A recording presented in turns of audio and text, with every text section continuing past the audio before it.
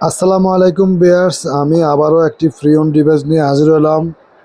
বর্তমানে টপ র্যাঙ্কের সেলিংয়ের product Motorola H60 fusion 8 GB RAM 256 GB ROM, 8 GB RAM 256 GB ROM. একদমই fresh, কোনো সার্ভিস টার্ভিস করা হয় নাই, একদমই ব্র্যান্ড নিউ কন্ডিশনের মতো।